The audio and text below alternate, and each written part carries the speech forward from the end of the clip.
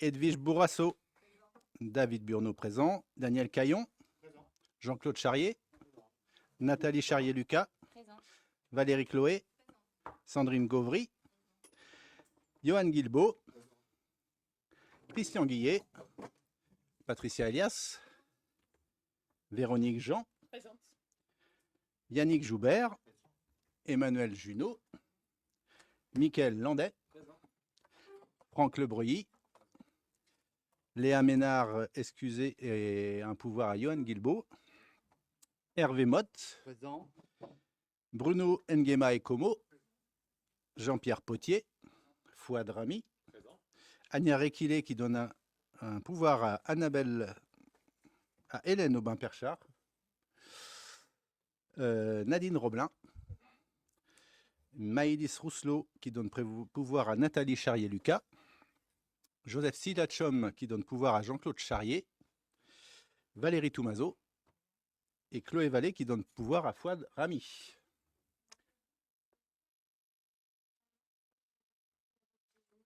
Ah, hop, donc je vais vérifier. C'est Annabelle Bâtard-Chevrel.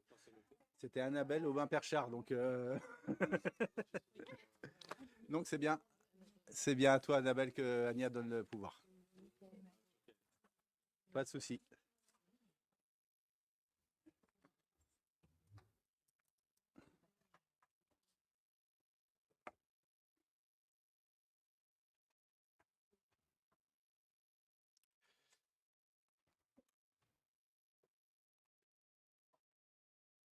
Je voudrais vous remercier déjà d'être là ce soir. Et donc, je vais désigner la secrétaire de séance qui sera Edwige Bourrasso ce soir.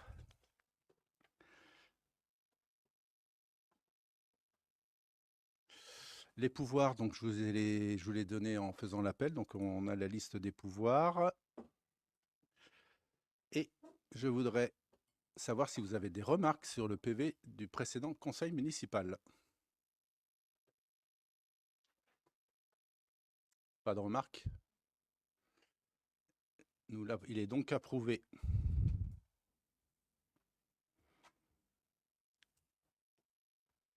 Le point, c'est les décisions du maire. Vous avez reçu une décision du maire la semaine dernière en complément du conseil municipal, puisqu'il est intervenu dans l'intervalle. Est-ce que vous avez des questions sur la décision du maire que vous avez reçue? Non? Très bien. Donc je propose de passer au point numéro 1, qui est le règlement intérieur, et je vais passer la parole à Nathalie Charrier-Lucas. Merci David. Alors, le règlement intérieur, c'est une étape obligatoire en ce début de mandat. Il fixe les règles de fonctionnement de notre conseil municipal pour les 6 années à venir. Mais nous avons souhaité en faire bien plus qu'un simple document réglementaire. Pour la première fois, aux Sorinières, ce règlement a été élaboré en associant l'ensemble des groupes politiques, majorité comme minorité. C'était un engagement de notre équipe, construire ensemble les règles qui encadrent nos débats dans un esprit de dialogue et de respect mutuel. Cette démarche traduit notre vision de la démocratie locale. Nous pouvons avoir des sensibilités différentes, défendre des convictions parfois opposées, mais nous partageons tous une même responsabilité, agir dans l'intérêt des Soriniéroises et des Soriniérois. Ce règlement affirme cette ambition commune à travers plusieurs évolutions concrètes. Tout d'abord, des élus mieux informés, avec des délais renforcés pour la transmission des dossiers. Les délibérations sont adressées 5 jours francs avant le conseil municipal. Les dossiers de commission, 8 jours avant leur réunion. Et les documents budgétaires, 10 jours avant l'examen du budget. Une exigence d'assiduité parce que représenter les habitants implique une présence active et un engagement dans les instances municipales. Le règlement intérieur réaffirme également un principe essentiel, celui des débats respectueux, où chacun peut s'exprimer librement dans le respect des personnes et des opinions, sans attaque personnelle ni discrimination. Enfin, nous avons souhaité renforcer les droits de la minorité, augmentant l'espace d'expression qui lui est réservé dans les supports municipaux. Au-delà de ces évolutions, ce règlement traduit une méthode, celle d'une gouvernance fondée sur la transparence, la responsabilité et le dialogue. Je vous invite donc à adopter ce règlement intérieur qui constituera le cadre partagé de nos travaux pour toute la durée de ce mandat. Est-ce que vous avez des questions? Ce n'est Oui. pas une question, c'est simplement pour confirmer que ça a été un échange qui a été constructif et que on ne peut que se féliciter de la façon dont ça a été fait. Donc, nous l'approuverons sans aucun problème. Oui, que ça s'est fait vraiment dans des très bons échanges positifs et constructifs. Est-ce que quelqu'un d'autre a des questions? Des remarques? Je propose de passer au vote. Alors, qui s'abstient? Qui vote contre? Voilà, c'est bon.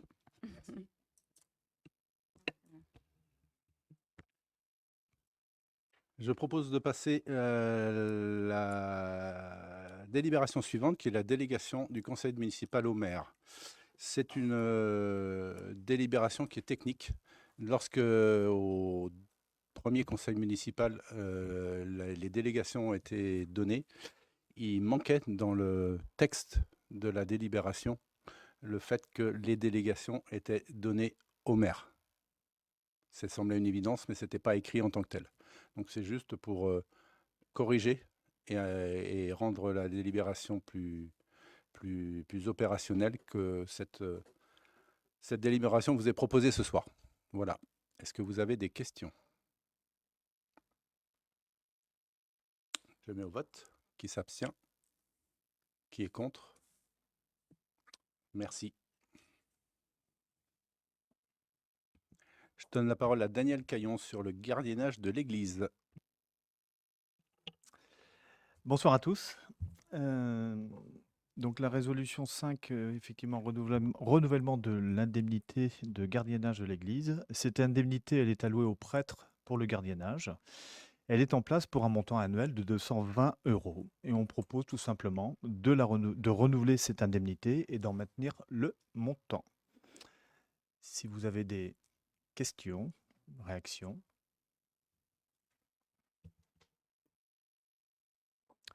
Dans ces cas, je mets au vote la délib. Qui s'abstient? Qui est contre? Je vous remercie. Je vais... Merci. J'avais déjà anticipé. Merci David. Donc la résolution 6, c'est la validation du règlement budgétaire et financier. Donc le règlement budgétaire et financier est obligatoire avec le passage à la nomenclature M57. Il faut rappeler que ce règlement a pour objectif principal de clarifier et de rationaliser l'organisation financière et la présentation des comptes locaux. Ce document formalise les règles internes relatives à la préparation, au vote, à l'exécution et au suivi du budget communal. Il précise notamment les modalités de gestion des autorisations de programme et des crédits de paiement, les règles de gestion des dépenses et des recettes, les procédures comptables et financières, ainsi que les responsabilités des différents acteurs intervenant dans la chaîne budgétaire. L'application de la nomenclature M57 a permis de mettre en œuvre le CFU, le compte financier unique.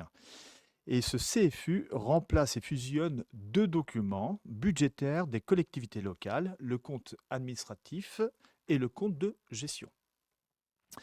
Conformément aux dispositions applicables à cette nomenclature M57, ce règlement doit être adopté par le conseil municipal avant le vote du premier document budgétaire de la mandature qui va arriver dans la deuxième partie d'année. À noter que la commune applique cette nomenclature depuis 2022, est en avance de phase par rapport à l'obligation, puisque la deadline doit être en juin 2027 pour l'appliquer. Je suis à l'écoute pour vos questions éventuelles.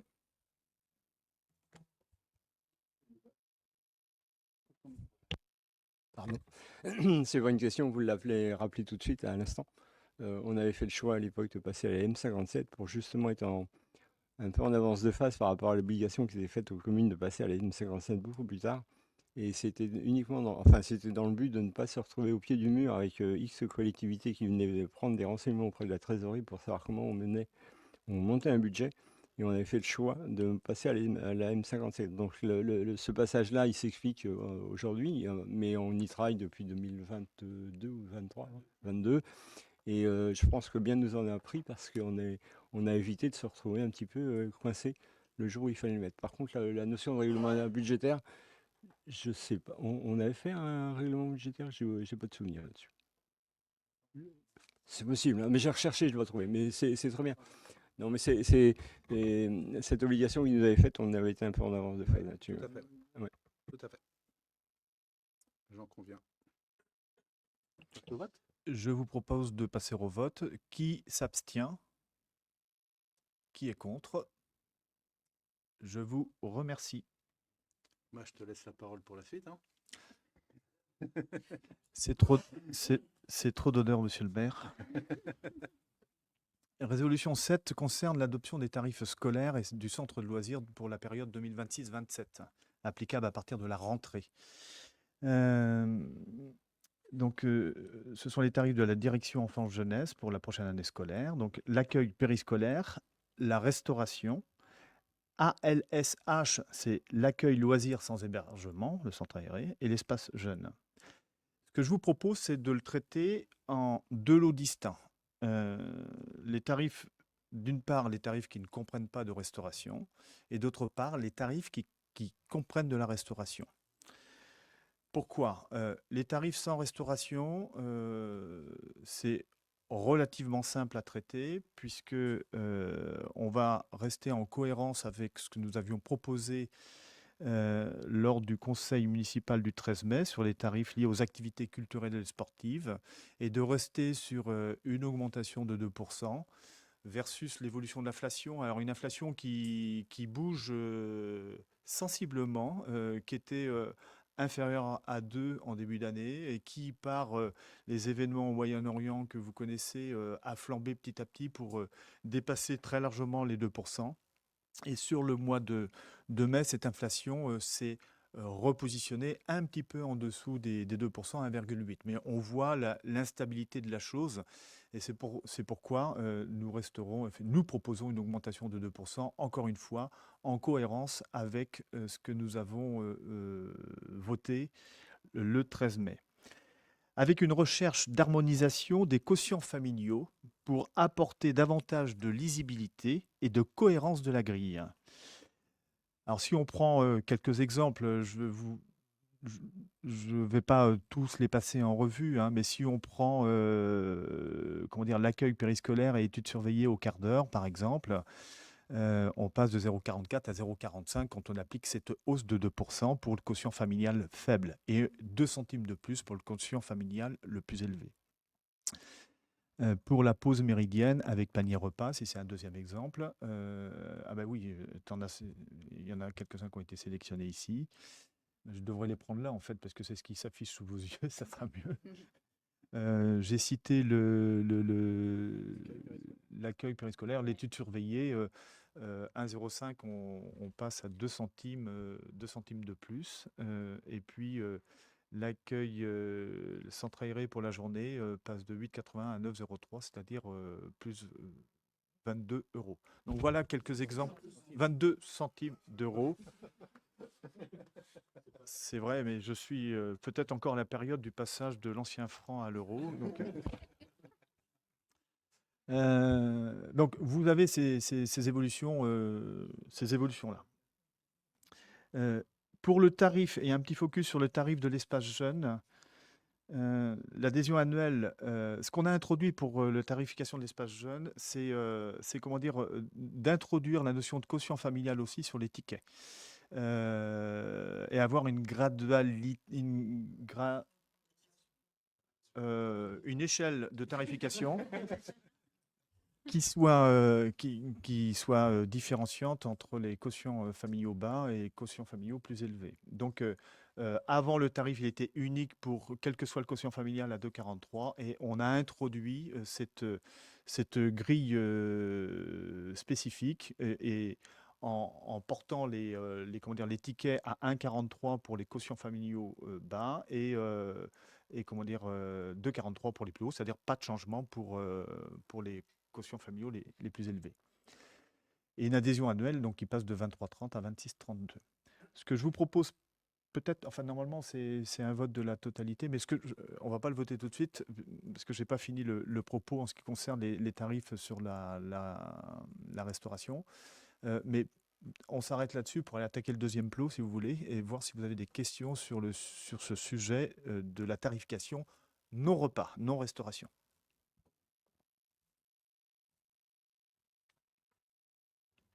Dans ces cas-là, nous allons poursuivre. Donc le deuxième plot, si vous me passez l'expression, bah, c'est la part avec la restauration, enfin quand il y a de la restauration seule ou dans l'activité globale. Donc il y a une logique d'adaptation du prix des repas qui est autre que celle des tarifs sans restauration, c'est-à-dire c'est pas le 2% là. Et vous avez dû voir qu'il y avait des tarifs qui étaient soit de 2,50, soit de 2,70, soit de 3,76, en fonction de la part que pèse cette restauration sur l'activité globale.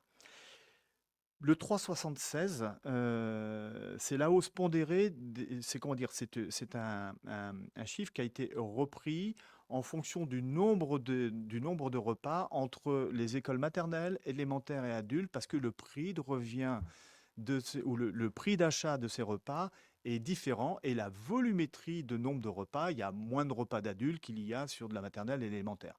Donc, compte tenu des hausses qui ont été pratiquées au 1er janvier 2026, calcul par règle de 3 de tout ça, ça donne une hausse à 3,76 si on répercute le prix, je dirais, qui nous est pratiqué par la fabrique.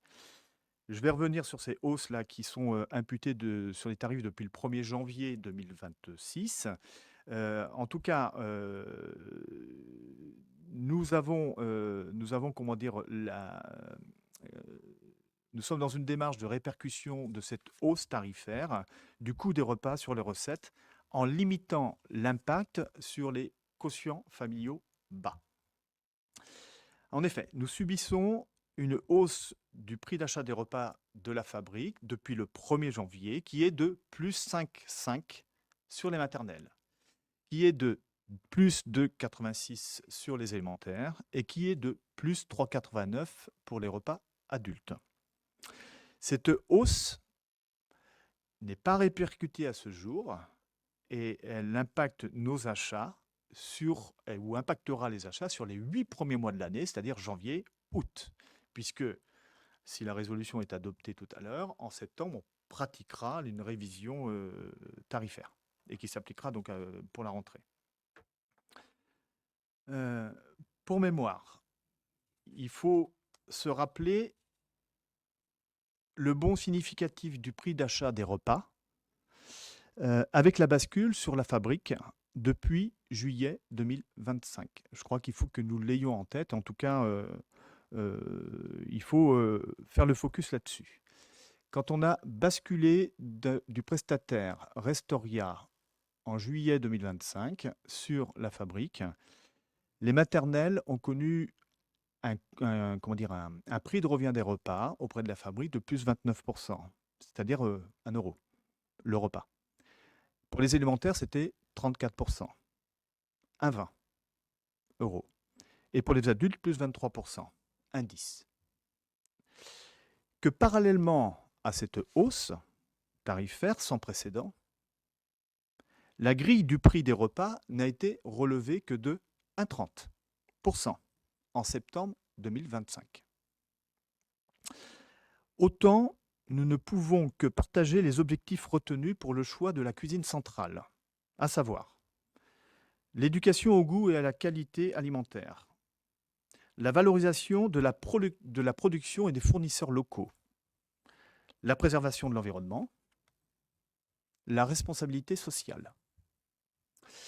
Autant, devinant l'attachement de la majorité précédente à gérer en bon père de famille les finances de la commune, cet écart substantiel entre le coût d'achat des repas et leur revente a créé une saignée pour ces mêmes finances. Et durablement, puisque la fabrique nous engage sur le long terme avec l'emprunt qui a été levé par cette dernière, emprunt ayant servi à acheter et construire le bâtiment et équiper ce bâtiment de tout le matériel nécessaire. Toujours est-il que d'une ligne de fonctionnement budgétaire liée à la restauration scolaire, qui a été, sauf erreur, équilibrée de longue date, nous sommes passés à un déficit chronique et durable que nous ne pourrons jamais rattraper. Depuis le début de l'année, sur la période 1er janvier 31 mars, c'est moins 28 000 € dans les finances de la commune. Alors, les impacts sur les tarifs. Et là, je ne sais pas s'il y a une planche après. Oui, ça, on l'a vu, oui. D'accord. Donc après, je vous renvoie à la grille. Là encore, je ne vais pas reciter toute la grille. Je risque d'être rébarbatif sur le sujet. Mais sur les seuls prix des repas, nous allons appliquer une progression de 3,76% sur le prix des repas, pour la raison que je vous ai expliquée tout à l'heure, mais en limitant cette hausse pour les quotients familiaux bas à 2% simplement, en ayant travaillé sur les quotients familiaux, sur la grille de quotient familial, et en abaissant le quotient familial d'entrée. Ce qui fait que pour le prix des repas, on passe de 1,59 unitaire à 1,62, c'est-à-dire 3 centimes. Et pour les repas quotients familiaux hauts, on passe de 3,99 à 4,19 €. Je peux citer d'autres exemples. L'accueil centre aéré en demi-journée plus le repas. On a pratiqué une hausse de 2,70. Là encore, même logique, même cohérence. 2% simplement de hausse sur le quotient familial d'entrée, en le passant de 631 à 627. Et je vous rappelle dans mon propos liminaire aussi, avec une volonté d'aller chercher de la cohérence dans cette grille graduelle des quotients familiaux, puisque on va voir ce quotient familial bas, 627, apparaître sur plusieurs lignes maintenant. J'ai presque terminé mon propos. L'impact sur les familles dont les revenus sont modestes, donc je l'ai dit tout à l'heure, est limité à 3 centimes par repas. Et si j'agglomère le coût des goûters qui est de 23 centimes, et ça je vais y venir, ça fait un coût de 0,26 par jour, c'est-à-dire moins de 3 € par mois pour ces quotients familiaux. On introduit aussi une nouveauté dans la tarification, et je vous garantis que j'ai terminé derrière, en tout cas sur ce propos de présentation. C'est la facturation des goûters. Les goûters sont jusqu'à ce jour non facturés, mais ils ont un coût. Et aujourd'hui, je pense qu'il est important de se dire que ce qui est gratuit, ça n'a pas de valeur. Alors qu'il y a un coût derrière, il y a de l'investissement et il y a du temps de travail. Voilà. Donc aujourd'hui, le coût de repas, le coût d'un goûter est de 1,10 € TTC. Nous proposons dans cette grille tarifaire d'introduire une facturation de 0,23, limitée à 0,23, toujours dans le même souci de protéger les familles qui ont le plus de besoins, à 23 centimes le goûter et à 50% du prix de revient pour les quotients familiaux élevés. J'en ai terminé et je vous propose, si vous avez des questions ou des réactions sur cette proposition. Mon propos, il sera pas critique, hein, rassurez-vous. Néanmoins, il est clair que vous adoptez une position qui n'est pas forcément la nôtre, ou qui n'aurait pas été la nôtre si nous avions gardé la gestion de la commune. Néanmoins, il est clair qu'on ne pouvait pas rester sans augmenter le tarif des repas. Ça, c'est clair. Moi, ce qui serait intéressant de connaître quand même, c'est le prix moyen, le prix de base du repas. Sachant que ça permet de faire une simulation du reste à charge pour la commune et une simulation sur plusieurs années, et de connaître au bout de combien d'années on arrive, entre guillemets, à l'équilibre. Moi, j'ai fait le calcul, mais sur un prix de repas que j'avais à l'époque, je ne sais pas si c'est toujours le même, mais néanmoins, on avait fait des simulations et j'ai repris la même simulation en appliquant les 3,76% que vous proposez. Mais pour que mon calcul soit juste, c'est de connaître le prix du repas, chose que nous n'avons pas. Néanmoins, sur l'esprit, nous, on avait fait le choix, effectivement, on aurait fait le choix d'impacter, de prendre, de faire en sorte que la commune prenne en charge un certain montant qui pourrait éviter d'impacter de façon importante les familles. On se réservait effectivement le droit ou la possibilité, c'est pas un droit, la possibilité d'augmenter les tarifs, peut-être pas comme vous le faites vous, ça c'est autre chose, ce sont des choix. Maintenant, ce qui m'importerait, c'est de savoir justement ce prix du repas. Et est-ce que vous avez fait une simulation avec un prix constant sur plusieurs années, avec un montant d'augmentation constant, égal, que vous abonnez sur plusieurs années le même tarif d'augmentation? Ou bien est-ce que vous pratiquez une augmentation de l'ordre de 1% du prix du repas auquel vous appliquez le 3,76 par abonnement, ce qui nous permet de savoir à quel moment les recettes couvrent les dépenses. Et c'est ce qui est important en fait. Vous avez mis un slide en disant que ça nous a coûté, ou ça a coûté à la commune déjà 28 000 euros. C'est pas, je le conteste pas, hein, c'est pas là-dessus. C'est pour ça que je vous dis mon propos n'est pas critique, mais il est plus pour savoir si vous avez fait des simulations à long terme et de savoir à quel moment la commune perçoit des recettes qui équilibrent les dépenses de restauration. Moi, j'ai un calcul qui, comme vous l'avez dit, qui est sur de nombreuses années, mais mon prix de départ n'est pas forcément le bon. Voilà. Néanmoins, on ne s'opposera pas à cette augmentation de tarifs. On l'aurait fait tout comme vous, pas peut-être dans les mêmes chiffres, mais on ne s'y opposera pas. Néanmoins, il nous serait agréable d'avoir certaines informations telles que celles que je vous ai demandées.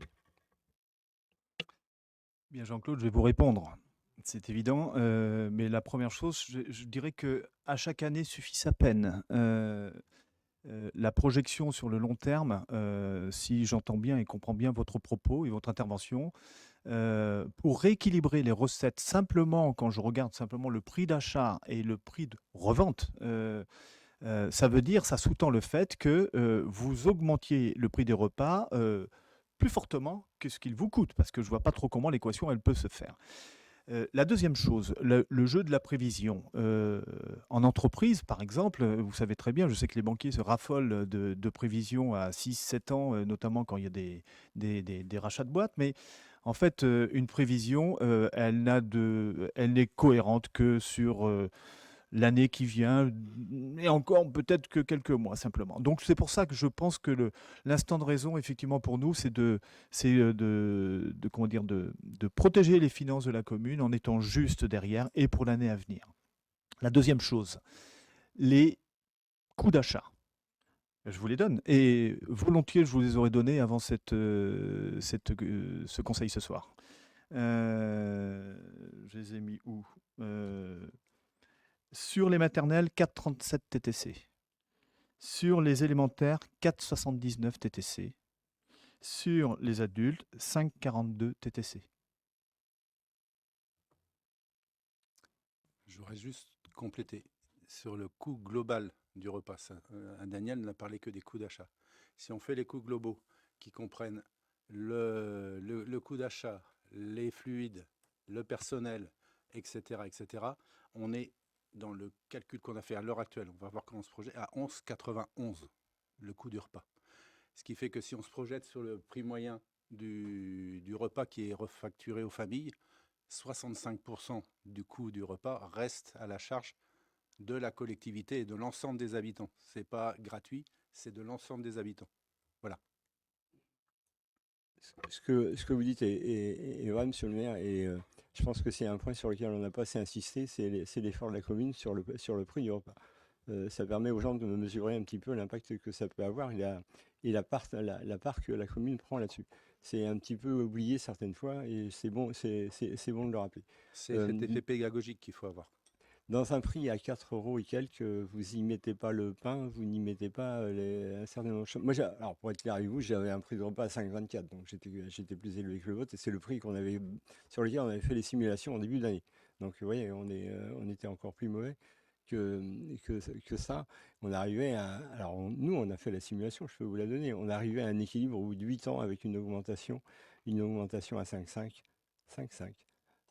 Mais c'était une simulation pour voir ce que ça pouvait donner. Ça ne veut pas dire ce qu'on aurait fait. Mais c'était une simulation qu'on aurait pu faire. Avec un taux à 3,76, on arrive à 12 ans pour amortir les choses. C'est vrai, vous avez raison. C'est un nombre d'années conséquent et sur lequel faire des prévisions à 12 ans, personne ne s'y risquera. Mais c'est facile de faire un tableau Excel et tirer la formule.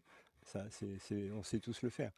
Mais ça donne un aperçu de ce que ça représente. Maintenant, après, effectivement, c'est des choix politiques qui peuvent être faits. Quelle est la part, qu'est-ce que la commune accepte de faire?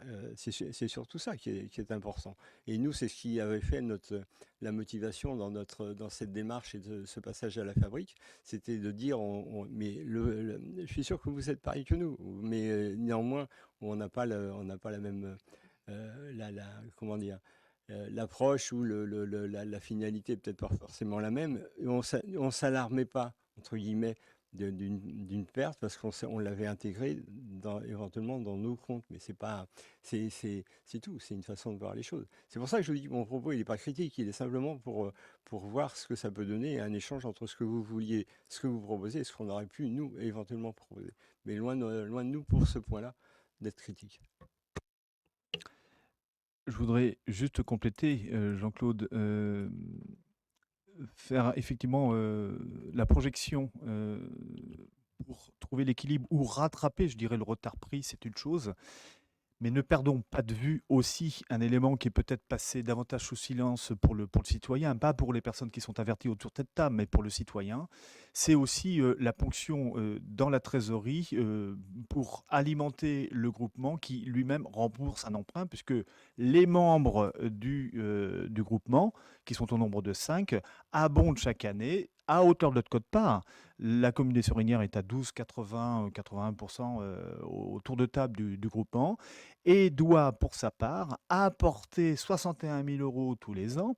Donc là, je ne sais pas si votre tableur Excel, il intégrait en plus ces 61 000 €, mais l'impact sur la trésorerie de la commune est très significatif et durablement. Je voudrais juste rajouter que, pour conclure, que c'est 28 000 €. Donc, si on projette ça sur une année, c'est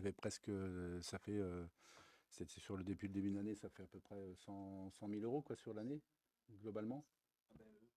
28 000 €, c'était depuis le mois de mars, c'est ça? C'est 28 sur le premier trimestre, donc on peut pas dire x4. Peut-être pas, mais voilà, ça fait une centaine de milliers d'euros, on va dire. Plus les 60 000. Voilà, une petite centaine de milliers d'euros. On sort d'un épisode là, depuis 8 jours, sur un épisode de canicule. On a vu qu'il va y avoir un certain nombre d'investissements à faire dans nos écoles, sur nos bâtiments. Et ça va nous permettre aussi, ça va nous permettre aussi de dégager un peu de marge de manœuvre pour pouvoir avoir ces investissements qui vont être aussi pour les enfants. Oui, c'est de la cantine qui est un peu plus cher, mais cet argent-là, on ne va pas l'utiliser n'importe comment, on va l'utiliser, on va le flécher, on y reviendra, on en discutera à la rentrée dans les différentes commissions, mais on va avoir besoin de faire un plan assez fort autour des écoles, des bâtiments, surtout les écoles, pour qu'on puisse accueillir de manière plus convenable que ça ne l'a été cette dernière semaine, les enfants dans nos écoles.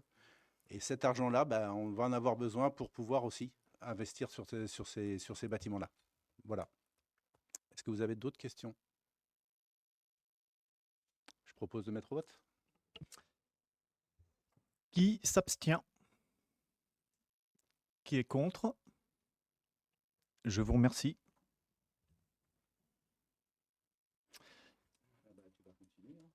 Ouais. Vous allez en avoir marre de m'entendre. Résolution 8, déclaration d'intention sur l'assurance statutaire avec le centre de gestion. Donc, un contrat groupe est en place. Je ne sais pas si c'est auprès de la GMF, je sais que c'est par le courtier la CIACI, mais je ne sais pas quelle est la compagnie d'assurance derrière. Je vous prie de bien vouloir m'en excuser. Mais ce contrat groupe, il a été mis en place pour couvrir les risques financiers liés à l'absentéisme des agents, à échéance 31 décembre 2026. Concrètement, pour un agent à temps plein, la commune perçoit une indemnité de 90% du salaire brut sur une durée de 90 jours, après une franchise de 30 jours. C'est ça que couvre ce contrat en indemnité. Ce qu'il est proposé dans cette résolution, ce n'est pas de changer de contrat, c'est de donner le mandat au centre de gestion pour lancer une procédure de mise en concurrence en vue de la souscription d'un nouveau contrat à partir du 1er janvier 2027. Donc ça n'est pas du tout engageant de prendre ce que le centre de gestion produira. Je pense qu'on aura quelques difficultés quand même, et il faut avoir les compétences aussi pour pouvoir analyser ces sujets qui sont qui peuvent être très compliqués. Donc c'est juste, cette résolution, c'est juste pour donner mandat au contrôle de gestion de faire cette approche de mise en concurrence dont on bénéficiera du travail dans un deuxième temps en retour d'ici la fin de l'année. Et on verra ce qui sera proposé par le centre de gestion. Est-ce que vous avez des questions? Jean-Claude? Oui. Pardon, ce ne sont pas des questions. Oui, je pense que c'est une disposition qui est très importante parce que si vous regardez les bilans des années précédentes, on a quand même perçu entre 100 et 140 000 euros, ce qui est quand même pas négligeable là-dessus. Après, comme vous l'avez dit à l'instant, ne pas souscrire et puis essayer de se trouver tout seul, on aura non seulement beaucoup de mal, mais en plus, on n'aura pas forcément les mêmes tarifs d'un contrat groupé. Donc c'est cette première étape qu'il faut absolument faire parce qu'il faut donner les mandats, ça c'est sûr. Et en sachant que c'est quand même quelque chose. Alors ça a été aussi l'objet de certaines discussions qu'on a pu avoir. C'était le reflet aussi d'un certain absentéisme. C'est quelque chose qu'on peut analyser, on analysera, vous le ferez vous aussi, mais qu'on arrive à une indemnisation entre 100 et 140 000 euros après 30 jours, c'est quand même pas, c'est pas anodin. Donc je pense que là-dessus, il n'y a aucun souci pour qu'on valide avec vous cette mesure ou cette délibération. Oui, je suis complètement d'accord sur. Il y a le travail il y a un travail de fond à mener auprès des agents sur réduire cet absentéisme, travailler sur ça pour que là on est en train de. C'est du curatif, mais il faut anticiper les choses, il faut travailler avec les agents pour diminuer ce taux d'absentéisme qui sera bon pour nos finances et qui sera bon aussi et surtout pour les agents, pour leur qualité de vie au travail, etc. Donc voilà, ça c'est un travail de fond qu'il va falloir qu'on mène sur le mandat, et l'audit qui est en cours va peut-être nous donner des pistes par rapport à ça, et on reviendra vers vous bien sûr pour les partager, hein. Et il y a ces deux aspects qu'il faut bien traiter ensemble. On passe au vote. Qui s'abstient? Qui est contre? Je vous remercie. Tu continues avec Valérie?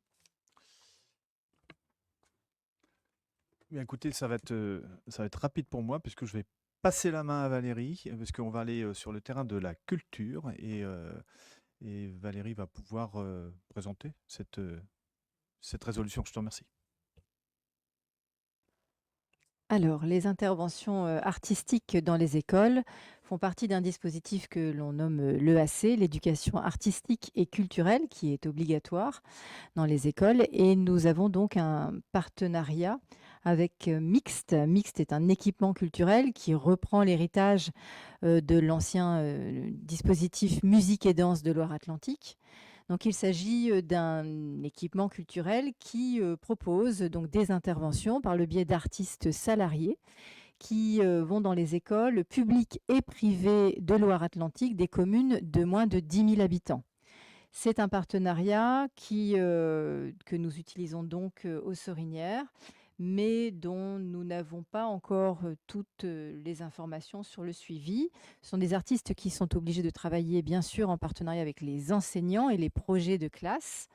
Mais juridiquement parlant, il n'y a pas d'obligation à passer par ce partenaire. Donc, c'est une réflexion que la commune peut mener.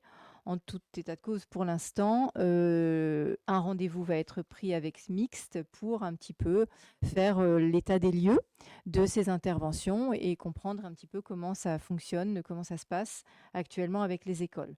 Voilà, donc ça, c'est un dispositif qui est structuré, départemental, qui existe depuis longtemps, mais il y a effectivement une ligne budgétaire importante que nous avons découvert et dont nous n'avons pas encore effectivement toutes les informations. J'en saurai davantage lorsque ce rendez-vous avec Mixte sera pris.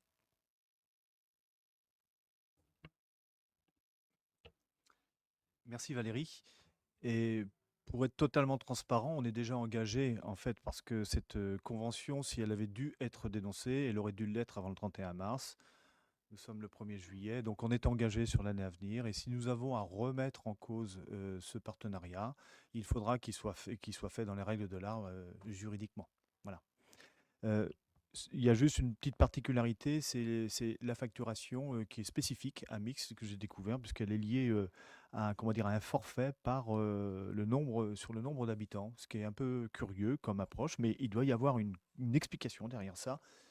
Ne me posez pas la question, je ne saurais pas répondre. Est-ce que vous avez des questions? Juste pour compléter cette réflexion, on l'amènera bien évidemment avec les enseignants, avec les parents, pour travailler ensemble sur la qualité de ce type de prestation. On met au vote? Qui s'abstient? Qui est contre? Eh bien, je vous remercie. Je passe la parole à Hervé Motte sur l'attribution du marché de travaux pour la salle Léoté. Merci David. Ce soir, nous vous proposons de voter l'attribution des marchés pour la salle Jules Léoté.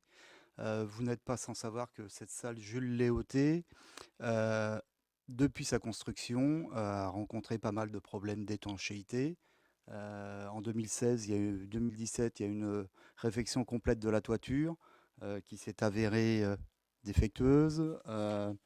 Des pansements ont été reposés. Il y a eu également appel à certains cabinets d'expertise pour avoir des indemnisations et mettre en œuvre les décennales des entreprises qui avaient retravaillé sur cette nouvelle couverture. Quoi qu'il en soit, on a toujours des fuites. Donc il nous apparaît important d'engager les travaux d'un point de vue, je dirais, durabilité du bâtiment. On vient de refaire le sol l'année dernière. Si on n'engageait pas les travaux, c'était pouvoir se mettre face à des risques de dégradation d'un sol qui était tout neuf. Un deuxième point très important également, sur la saison dernière, un pratiquant du tennis a glissé sur une flaque d'eau. Voilà. Il s'est fait une blessure assez importante. Il ne faudrait pas que ça se renouvelle. Donc c'est pour ça que plus tôt ces travaux seront faits, mieux ce sera. Pour rappeler au niveau budgétaire, quand l'évaluation était faite par le maître d'œuvre l'année dernière, on avait une enveloppe hors maîtrise d'œuvre de l'ordre de 362 000 euros. Avec sur les travaux de couverture une estimation à 225 000. Et vous avez pu le voir dans les tableaux, l'ouverture des plis, au mieux 10 ans, était à 299 000. Donc autant vous dire qu'en termes de budget, c'est un petit peu complexe et ça dépasse un petit peu. Donc les lots qui ont été mis, dont la publicité a été faite dans les différents journaux, sont au nombre de 6. Vous les avez sur la description la notice du conseil municipal. Le gros œuvre concerne l'ascenseur et la plateforme PMR. J'ai oublié de noter effectivement, il n'y a pas uniquement la partie toiture, il y a également la partie accès PMR. Depuis quelques années, la préfecture nous avait interdit l'accès aux tribunes parce qu'il n'y avait pas d'accès PMR. Et le seul accès PMR possible, c'est un ascenseur pour avoir l'accès aux tribunes. Donc il y a une partie travaux qui concerne la mise en accessibilité PMR. Donc le gros œuvre, ascenseur et plateforme PMR. Le lot 2 qui était la couverture étanchéité, pas besoin de vous faire un dessin. Le lot 3 qui était la menuiserie, modification des positionnements des portes, le fait d'implanter l'ascenseur et une circulation. Une remise à neuf de certains sols et murs dans les sanitaires par exemple. Le lot ascenseur et un lot électricité pour alimenter tout cela bien sûr en énergie.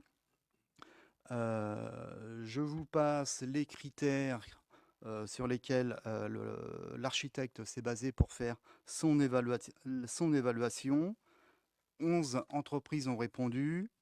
Vous avez pu avoir les différents niveaux de réponse. Et donc, au terme de la présentation et de la notation faite par l'architecte, il a été proposé que le lot 1 donc de grosses œuvres soit attribué à Bâti-Rénov' pour un montant de 45 000 euros.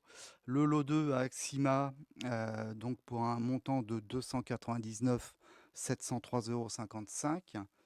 Je vous rappelle que l'estimation initiale était à 225 000 et que les deux offres que nous avons reçues étaient à 299 000 et 387 000. Voilà. La partie menuiserie, lot 3, pour un petit peu moins de 32 000 euros. Le lot 4, avec une option qui était proposée sur les parois et les plafonds, que nous proposons d'intégrer. Tant qu'à faire des travaux, on fait la totale.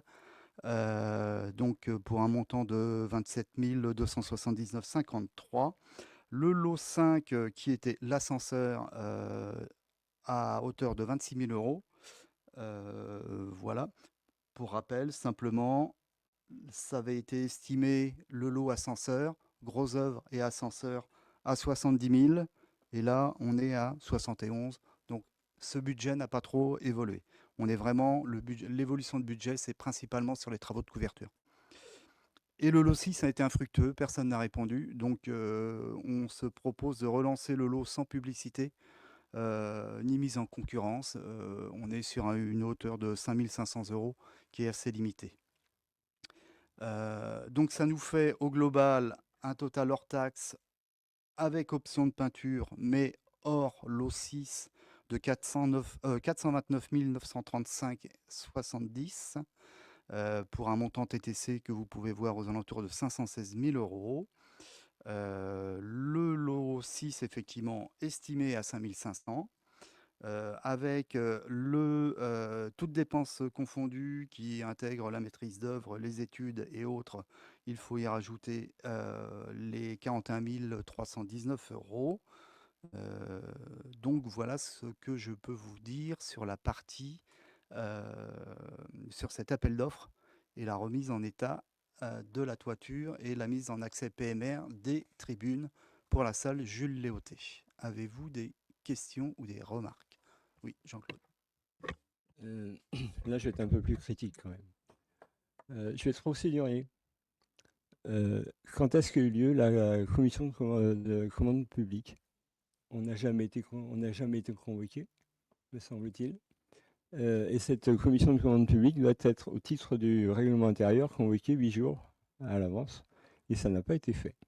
Donc, sur une délib qu'on nous propose de voter et de mettre que c'est suite à la commission d'achat public, ça me gêne un petit peu, parce que c'est pas le cas, sauf à ce que vous me montriez la convocation que j'ai jamais reçue. Et si je fais le delta entre les gens qui étaient les élus qui étaient à la commission finance, qu'on a peut-être transformé en commission de commande publique, il n'y avait que 2 membres titulaires, loin du quorum pour faire une commande publique. Donc ça me gêne quand même un petit peu. On s'était un peu élevé il y a quelque temps sur certaines, non pas libertés, mais couacs, on va dire comme ça, sur des délais de prévenance. On en a parlé, on n'en parle plus, c'est très bien. Si ce n'est que là, une commande publique, c'est pas anodin, et ça fait partie du règlement intérieur. Et le règlement intérieur, si on commence à ne pas le respecter, alors, sauf à ce que je me trompe, mais je ne pense pas, c'est un vrai souci. C'est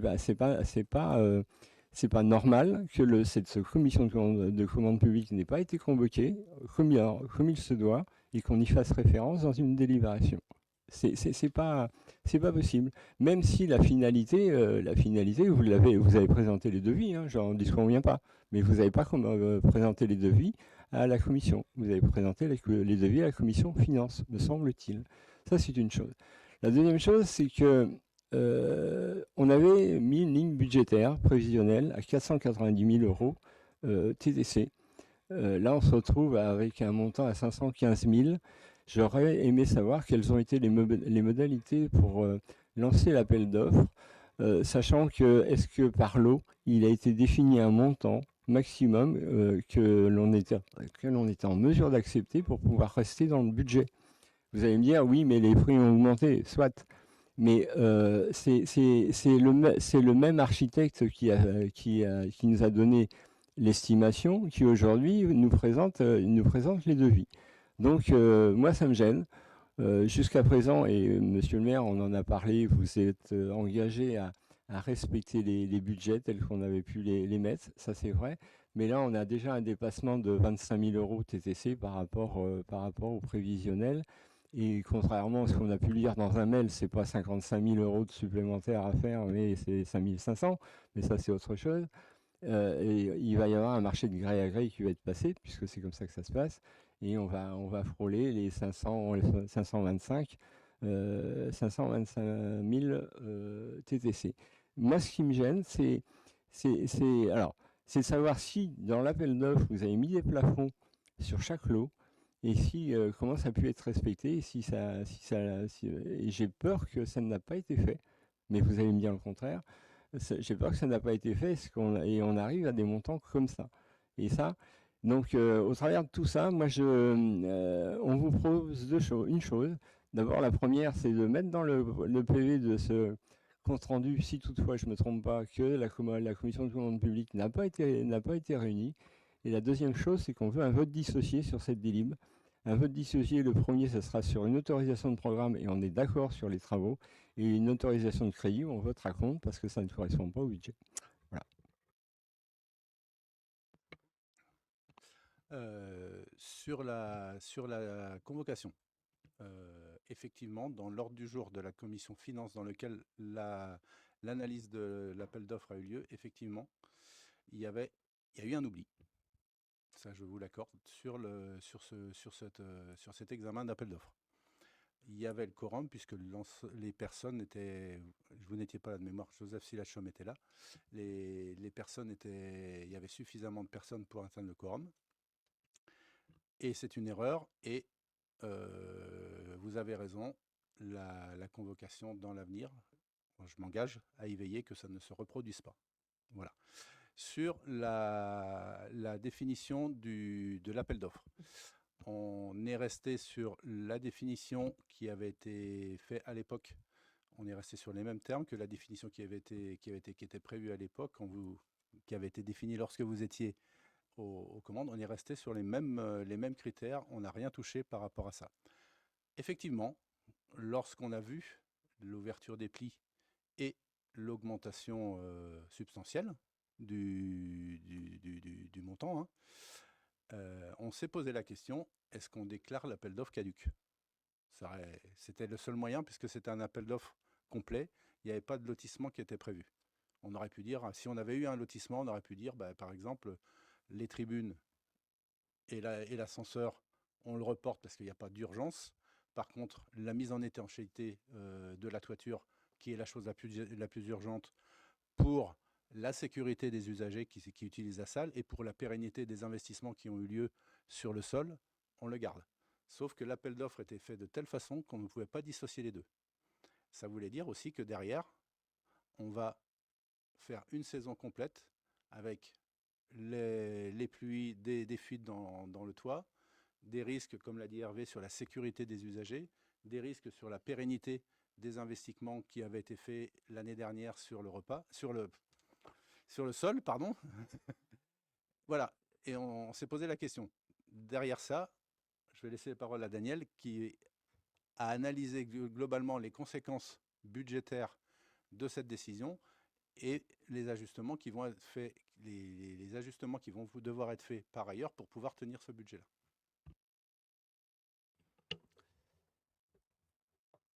On va avoir une ligne de conduite.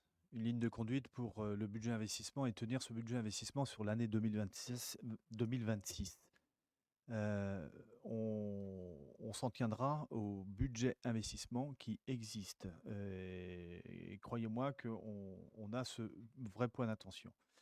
Le dépassement des travaux de la salle Jules Léoté sont compensés, c'est-à-dire qu'on trouve du disponible par ailleurs sur des lignes qui ne seront pas utilisées. Je peux citer par exemple, on avait doté une ligne de 50 000 par exemple pour l'achat d'un terrain ou 2 terrains qui ne se fera pas sur 2026.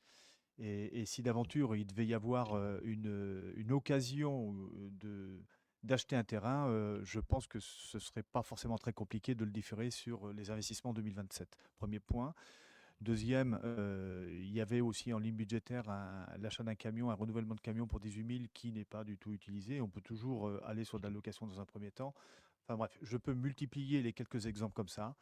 Les disponibles sur le budget investissement que nous avons dépassent largement le coût, le surcoût sur les réparations de la salle Jules Léoté. Donc voilà, si on peut parler d'arbitrage, en tout cas, nous aurons une vigilance extrême à ce que ce budget investissement soit dans les cordes pour 2026. Notre position à nous, c'est pas qu'elle est délicate, c'est que on est conscient qu'il faut faire, que les travaux doivent être faits. Donc c'est pas un choix. C'est le souci, c'est ce dépassement de budget. Vous nous avez expliqué que vous avez des lignes budgétaires qui vont permettre de compenser, c'est une chose. Alors on va faire deux choses, parce que moi je vous ai demandé un vote dissocié sur ce plan-là. Vous l'acceptez ou vous l'acceptez pas, c'est pas un souci. Si vous l'acceptez pas, nous on s'abstiendra sur ce sujet parce qu'on ne peut pas être pour au travers du dépassement budgétaire. On ne peut pas être contre sur le fait qu'il faut le faire. Néanmoins, sur la première remarque que j'ai faite sur les convocations aux commissions, c'est la dernière fois qu'on l'accepte. La prochaine fois, je ferai un recours au tribunal administratif et on fera annuler la délib. Il n'y a aucun problème. Ça, c'est une possibilité qu'on a et on le fera. Parce qu'il est indispensable que vous preniez la transparence et bien nous en convient. Il n'y a pas de souci. Seulement, dans les faits, on peut expliquer une fois, 2 fois, 3 fois, c'est le maximum, il n'y aura pas 4. Donc là, sur ce plan-là, si vous ne faites pas de dissociation de vote, on s'abstiendra. Voilà, ça c'est notre position. Si on dissocie, on vote pour le programme, on vote contre le budget. Alors, après renseignement pris, hein, le programme viendra ultérieurement, l'autorisation de programme. Là, on vote pour valider le marché pour qu'on puisse passer les marchés aux entreprises. Donc oui, il y aura le programme arrivera dans un deuxième temps. Voilà. Et vous pourrez dissocier à ce moment-là. Et suis complètement en ligne avec vous. C'est une erreur qu'on a faite et on va être très très vigilant à ce que ça ne se reproduise plus. Voilà.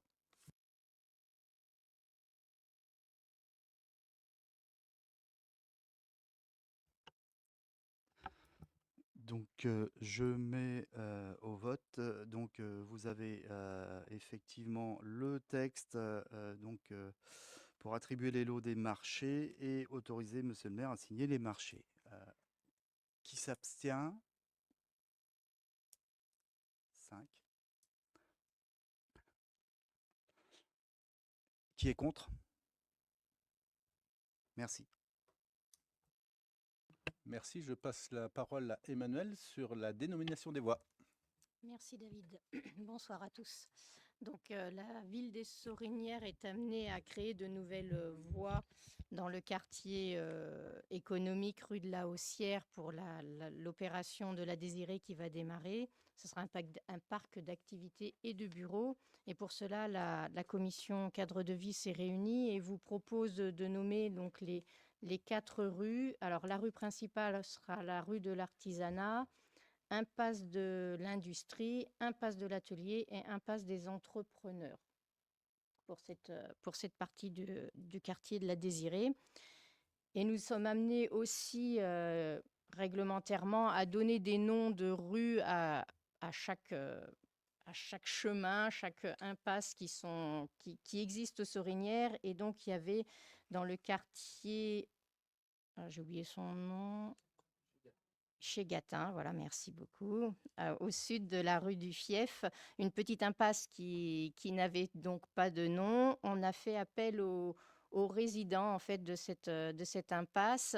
On leur a proféré 2 choix, impasse de la Comté et impasse de la Chevalerie, et on a eu un retour de 2 voix sur 3 pour l'impasse de la Comté. Voilà. Donc, je ne sais pas, est-ce que vous avez des questions? On va procéder au vote. Qui s'abstient? Qui vote contre? Merci. Daniel, tu en avais pas assez, donc je te repasse la parole pour les dernières délibérations.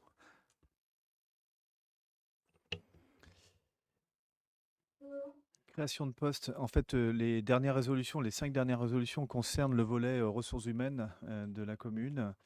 Et comment dire, c'est mal nommé, création de postes. En fait, ce ne sont pas des vraies créations de postes, hein. C'est que administrativement, ça doit être présenté effectivement sous forme de création, mais en fait, c'est plutôt des renouvellements ou des prorogations ou comment dire, des avancements. Et ça prend le nom de création. Voilà. Donc pour la résolution 12, c'est la création d'un poste d'adjoint administratif principal de 2e classe à temps complet. Et ça, c'est pour le service finance-comptabilité avec une personne qui quitte le service et l'arrivée d'une nouvelle personne en remplacement. Voilà. Je ne sais pas si vous avez des questions sur les sujets RH.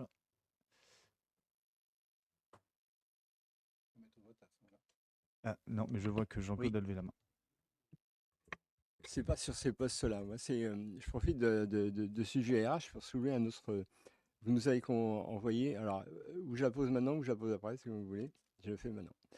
Vous nous avez envoyé, comme il se doit, à chaque convocation du conseil municipal, un tableau des effectifs. Vous nous avez fait voter en avril 2026 la création d'un poste de collaborateur ou collaboratrice du maire. Un poste créé au 1er mai. D'accord ? Les tableaux des effectifs au 1er mai, et ils n'avaient pas changé, si ce n'est que le tableau des effectifs au 1er juin, il est identique à celui du 1er mai. Donc on ne voit pas apparaître ce poste. Et j'aimerais bien qu'il soit dedans. Oui.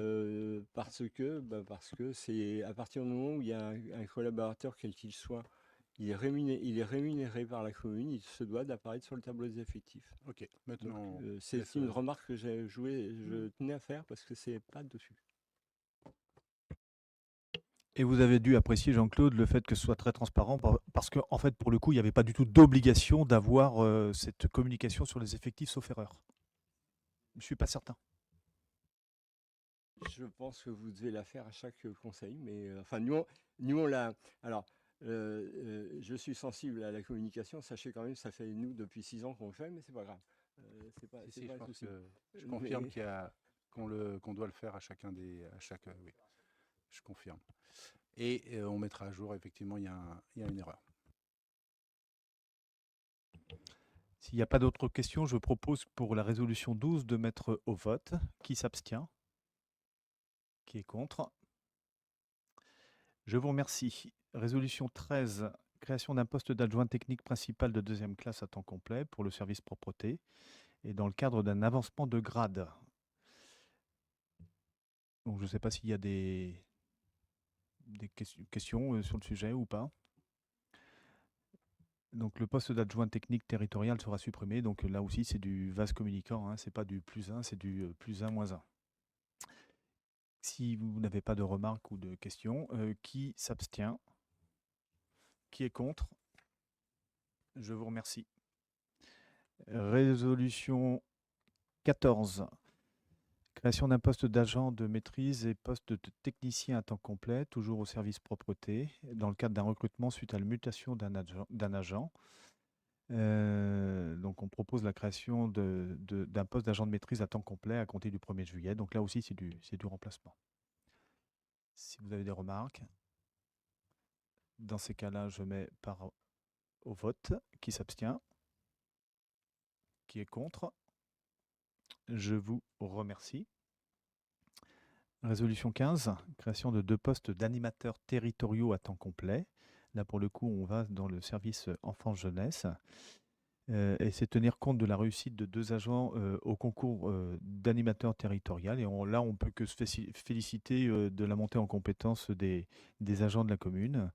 Et ça passe curieusement en création de postes. Quand on arrive de l'extérieur, je trouve ça curieux comme dénomination, mais c'est comme ça, il en est ainsi. Voilà. Je ne sais pas si vous avez, comment dire, remarques ou questions sur le sujet. Dans ces cas-là, je mets au vote. Qui s'abstient?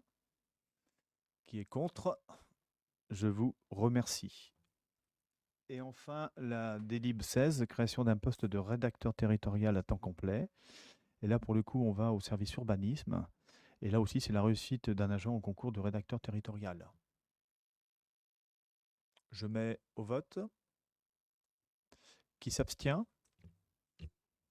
Qui est contre? Je vous remercie. Ainsi s'achève le dernier conseil municipal avant les grandes vacances.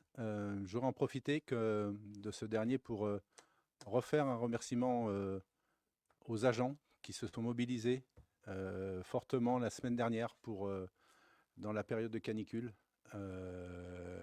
Ils vont avoir besoin de ces vacances bien méritées pour eux aussi, hein. Et voilà, on a fait un mail au nom du conseil municipal et je pense que je voulais renouveler ces félicitations en public devant tous nos concitoyens pour leur mobilisation sur ce passage de canicule et ce qui nous a permis de gérer, pas parfaitement, mais au mieux, cet épisode, en espérant que ça ne se reproduise pas encore dans l'été. On essaye on va se mettre en œuvre pour que ce soit géré du mieux possible, notamment sur le centre de loisirs. Voilà, merci bien. Et on va faire un petit pot un petit peu amélioré pour terminer cette première partie de mandat et